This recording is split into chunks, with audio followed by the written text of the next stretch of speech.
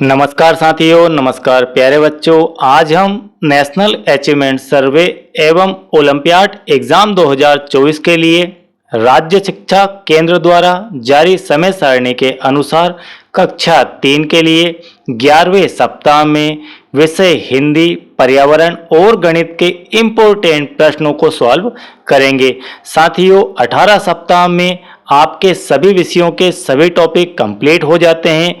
ये 18 सप्ताह के वीडियो यदि आप बच्चों को कंप्लीट करवा देते हैं तो नेशनल अचीवमेंट सर्वे और ओलंपियाड परीक्षा का लगभग सिलेबस कंप्लीट हो जाएगा। और साथियों, बाकी 18 सप्ताह के वीडियो यदि आपने नहीं देखे हैं तो उसकी प्लेलिस्ट की लिंक आपको नीचे डिस्क्रिप्शन में देखने को मिल जाएगी, वहां से आप उसे वॉच कर सकते हैं। तो चलिए स्टार्ट करते हैं आज का हमारा कंटेंट। 11वें सप्ताह की हिंदी में पोस्टर क्रमांक 410 और गद्यांश क्रमांक 436 को सम्मिलित किया गया है। सबसे पहले आपको दिए गए पोस्टर, दिए गए गद्यांश या दिए गए अनुच्छेद को बड़े ही ध्यान से समझना है और पढ़ना है। तो यहाँ पर निर्देश दिए गए हैं। निम्नलिखित सूचना को पढ़िए और दिए गए प्रश्नों के उत्तर में सही विकल्प पर गोला लगाइए। तो गोला आपको OMR शीट के ऊपर लगाना है, क्वेश्चन पेपर पर नहीं लगाना है। यहाँ पर एक आपको पोस्टर दिया गया है। इस पोस्टर में क्या क्या दिया गया है? यहाँ पर लिखा हुआ है क्रिकेट क्लब और आप देख पा रहे हैं कि यहाँ पर क्रिकेट का खेल चल रहा है। एक बल्लेबाज है जिसके हाथ में बैट है और हेलमेट भी पहना हुआ है।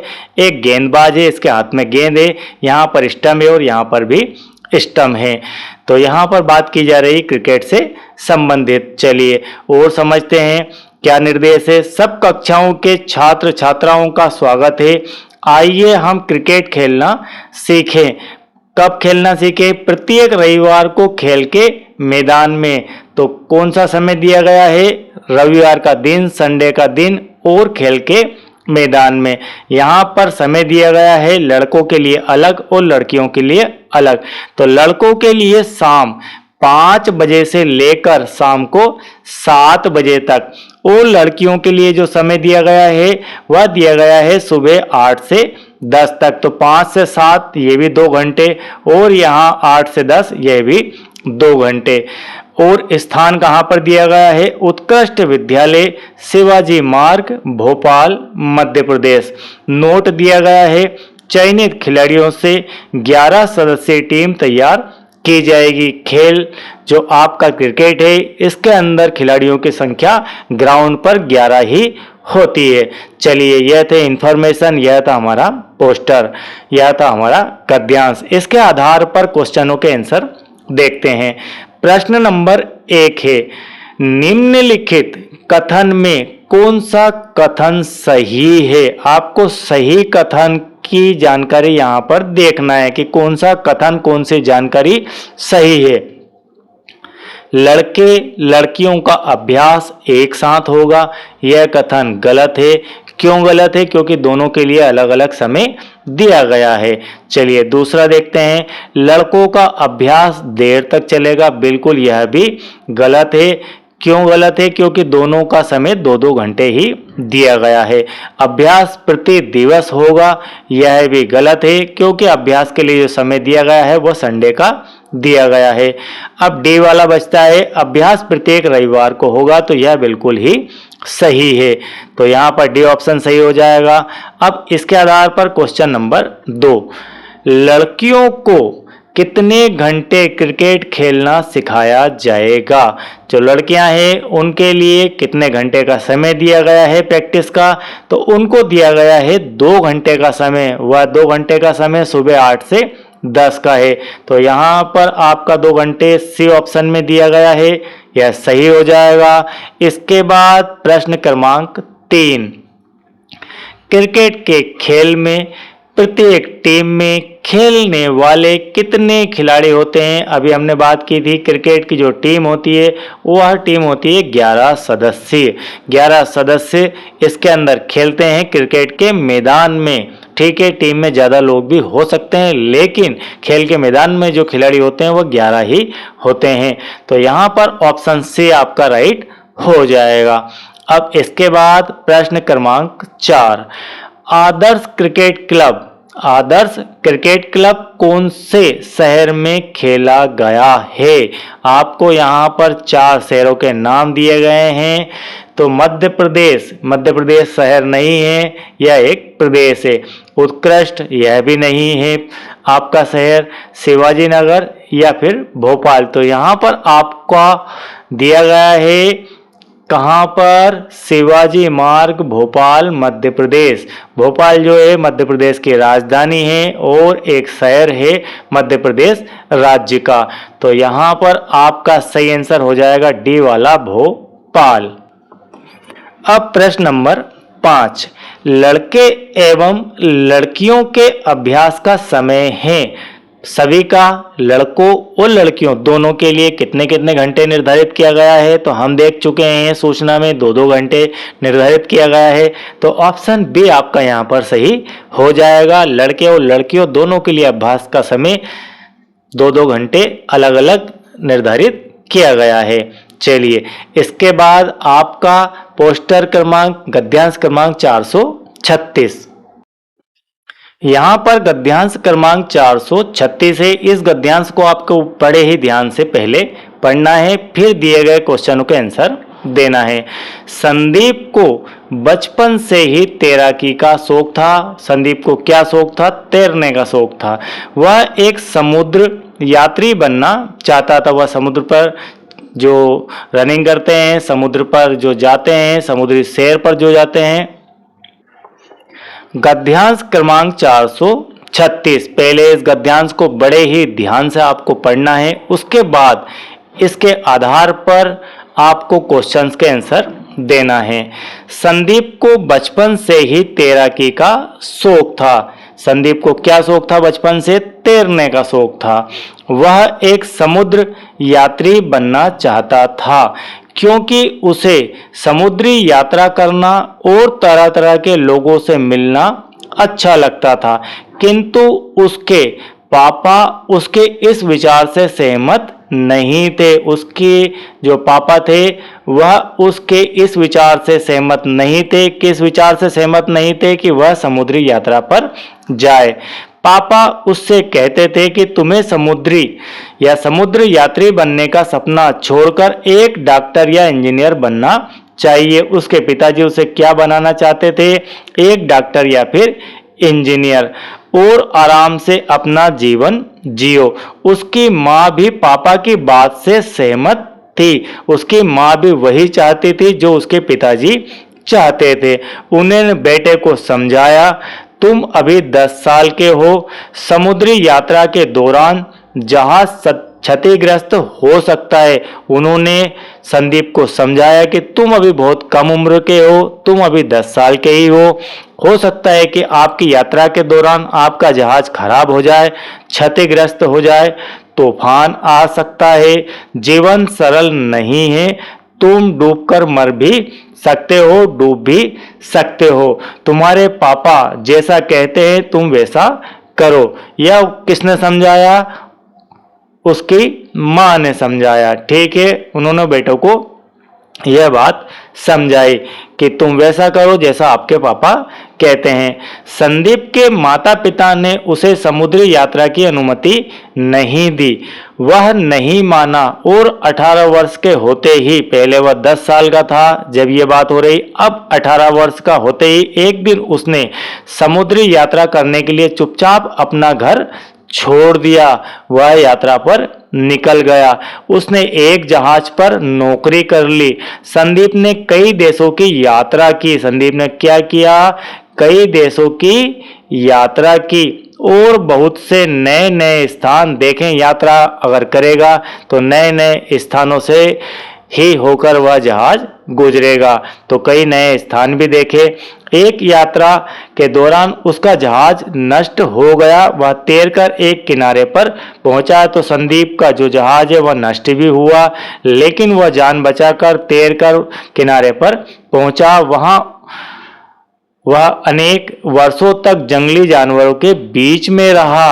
अब जहाज जरूरी नहीं कि किसी शहर के किनारे खराब हुआ हो, क्षतिग्रस्त हुआ हो, जंगल में खराब हुआ, तो जंगली जानवरों के बीच में ही उसे रहना पड़ा। एक आदमी की मदद से 15 वर्ष बाद वह वापस अपने घर पर लौट सका। तो इस प्रकार का यह आपका गद्यांश था, जो कि एक छोटी सी कहानी भी आप मान सकते हैं। चलिए, इसके आधार पर आपका प्रश्न क्रमांक 1। संदीप 15 वर्ष तक जंगली जानवरों के बीच रहा क्योंकि उसे जंगली जानवर पसंद थे। उसने घर छोड़ दिया था, उसका जहाज नष्ट हो गया था, उसने जहाज को छोड़ दिया था। तो सही उत्तर है आपका सी वाला कि संदीप का यात्रा के दौरान जहाज खराब हो गया, पानी में डूब गया, नष्ट हो गया और वह तैर कर किनारे पर पहुंचा और किनारे पर जंगली जानवर मिले और उनके बीच में ही उसको 15 वर्षों तक रहना पड़ा। ठीक है, तो इसका ऑप्शन सी यहां पर सही हो जाएगा। इसके बाद प्रश्न नंबर 2। प्रश्न नंबर 2 है, संदीप के अभिभावक क्या चाहते थे? वह तैराक बने, वह लोगों से मिले, वह यात्रा करे, वह डॉक्टर बने। तो संदीप के जो पिताजी थे वह चाहते थे कि संदीप एक डॉक्टर या फिर इंजीनियर बने। अब प्रश्न क्रमांक 3। प्रश्न क्रमांक 3 है, इस अनुच्छेद के अनुसार संदीप ने यात्रा के दौरान क्या किया? भूखा रहा, तैरना सीखा, नए स्थान देखे या फिर आराम किया। तो संदीप ने यात्रा के दौरान, जब वह यात्रा पर था, उस समय नए नए स्थानों को देखा। अब इसके बाद प्रश्न क्रमांक 4। इनमें से कौन सा विकल्प संदीप के लिए सही नहीं है? क्या ऑप्शन दिए गए हैं, उन ऑप्शनों में से आपको देखना है कि सही नहीं है किसके लिए?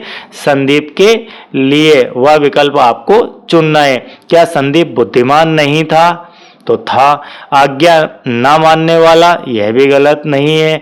सपने देखने वाला? यह भी सही है।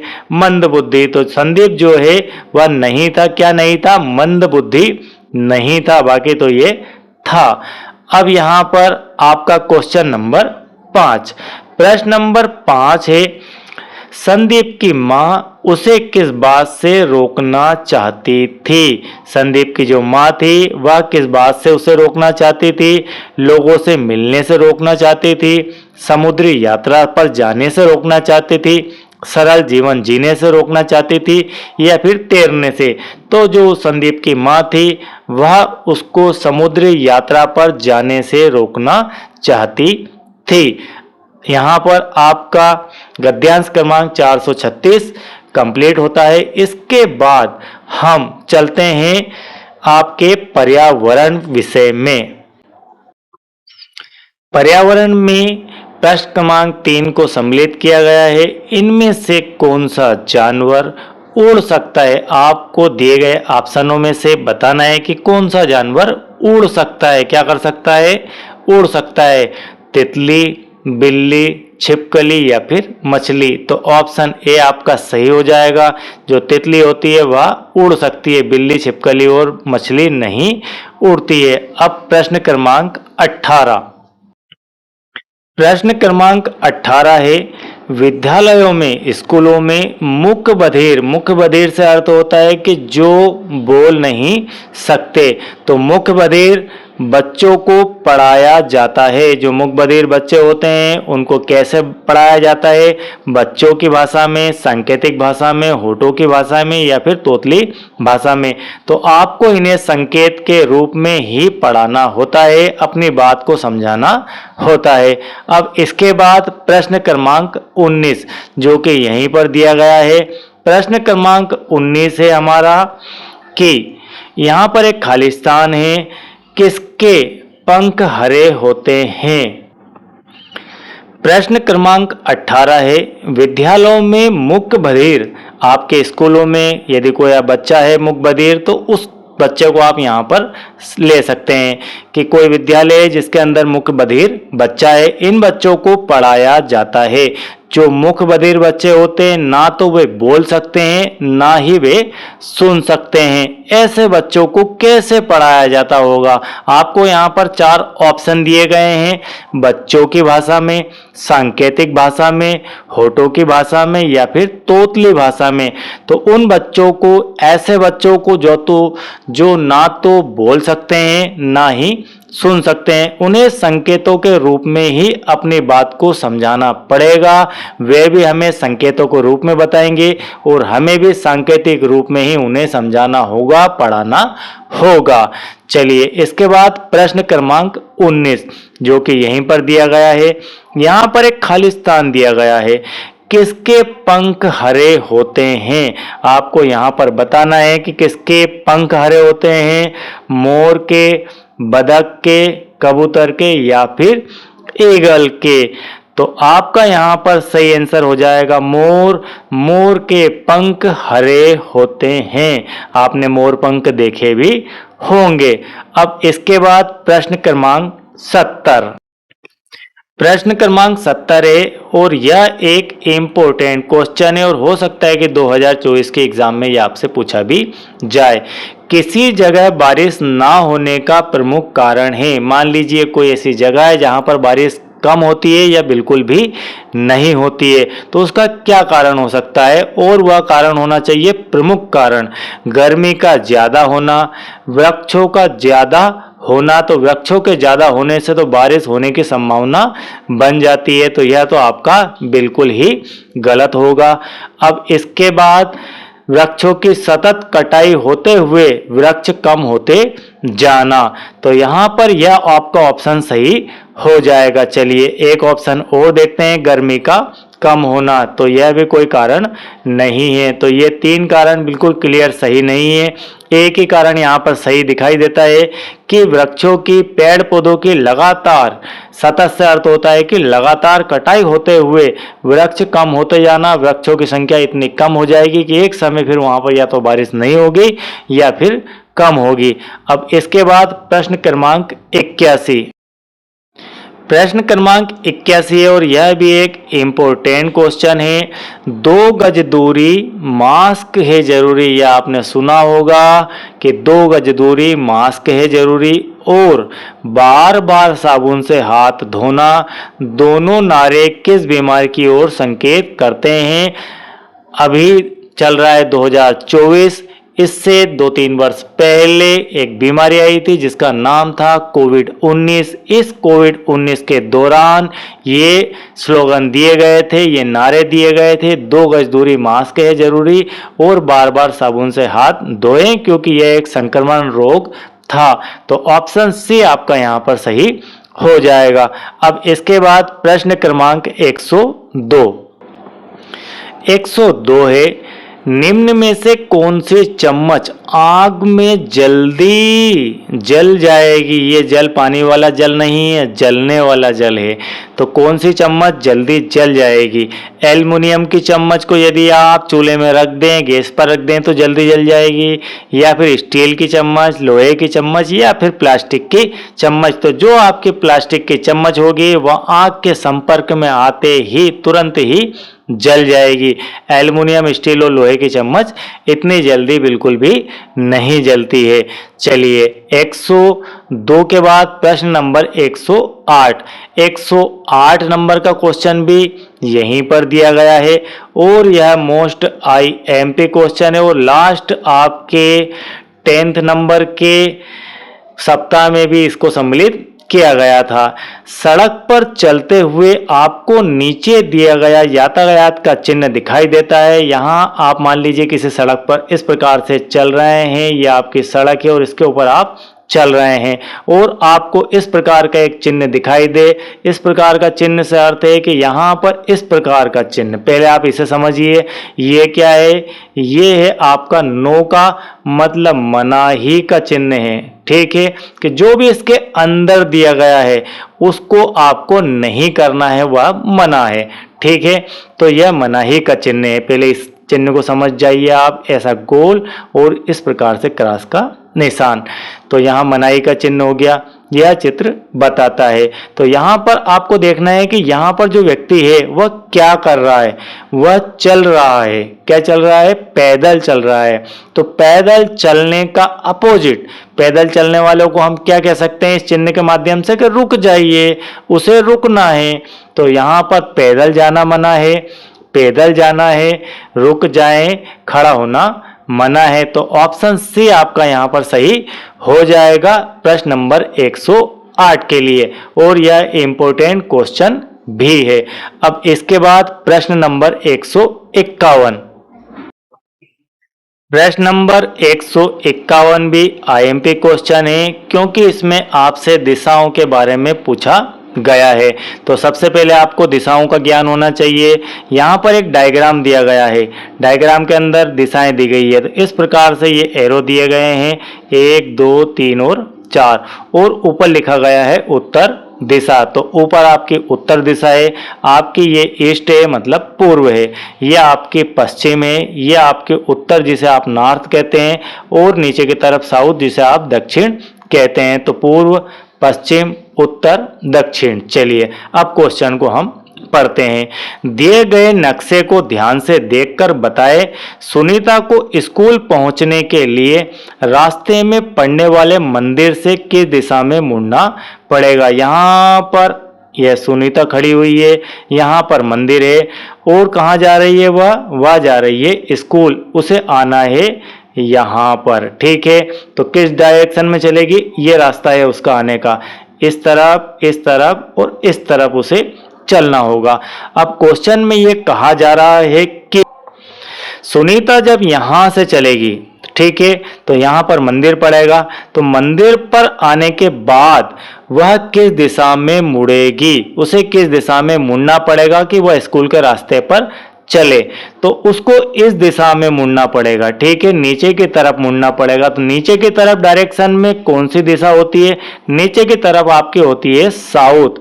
ठीक है, यहां से आप सेंटर से देखें तो आपको नीचे की तरफ पड़ेगा साउथ, जिसे आप कहते हैं दक्षिण दिशा। ठीक है, ये आपकी हो गई दक्षिण दिशा। तो यहां पर आपको ऑप्शन दिए गए हैं, उत्तर दिशा में, पश्चिम दिशा में, दक्षिण दिशा में, या फिर पूर्व दिशा में। तो उत्तर से आपका यहां पर सही हो जाएगा।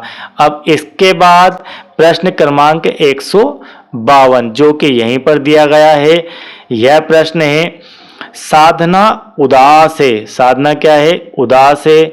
वह अपने घर का रास्ता भूल गई है, पेड़ के नीचे बैठकर सोच रही है किस तरफ जाऊं। आप उसे घर जाने के लिए किस तरफ जाने का सुझाव देंगे? साधना उदास है, वह अपना घर का रास्ता भूल गई है। ठीक है, यह साधना बैठी हुई है यहाँ पर, अपने घर का रास्ता, घर कहाँ है? इधर स्कूल है, इधर मंदिर है, इधर सूर्य है, और इधर जो है उसका घर है। तो वह किस तरफ जाए कि उसका घर आ जाए? आपसे उसने मान लीजिए पूछा यहाँ पर बैठ कर कि मुझे किस तरफ जाना है, तो आप क्या बताएंगे? ऑप्शन दिए गए हैं यहाँ पर, दाएं तरफ। दाएं बाएं क्या होता है? एक राइट, एक लेफ्ट। राइट मतलब ये डायरेक्शन, लेफ्ट मतलब ये डायरेक्शन। आप हैं और आपके ये दोनों हैंड हैं, तो ये आपका राइट हैंड। जिस हाथ से आप खाना खाते हैं, ठीक है, वह आपका सीधा हाथ है। जिस हाथ से आप लिखते हैं लगभग बच्चे, वह आपका सीधा हाथ है, और उसके अपोजिट उल्टा हाथ है। तो सीधे हाथ की जो डायरेक्शन वह राइट है, और इसे ही हम दायां कहते हैं, और उल्टे हाथ को हम बायां कहते हैं, जिसे हम लेफ्ट भी कहते हैं। चलिए, इसके बाद आपको यहां बताना है किस तरफ जाना है, तो उसको जाना है नीचे की तरफ। तो दाएं तरफ, बाएं तरफ, तो इस तरफ भी नहीं जाना है, इस तरफ भी नहीं जाना है, नीचे की तरफ। तो ऑप्शन सी आपका सही हो जाएगा, नीचे की तरफ ही उसका यहाँ पर घर है।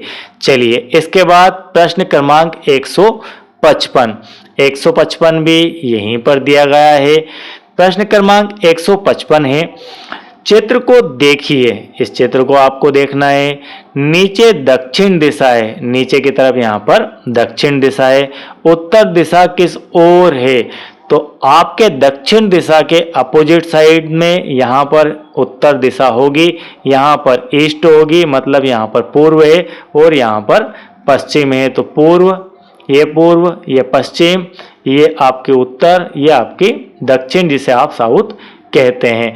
तो आपके किस डायरेक्शन में है चित्र को देखिए। नीचे दक्षिण दिशा है, उत्तर दिशा किस ओर होगी, तो उत्तर दिशा ऊपर की ओर होगी। तो ऑप्शन बी आपका यहाँ पर सही हो जाएगा। तो इस प्रकार से आपका पर्यावरण का पार्ट यहाँ पर कंप्लीट होता है।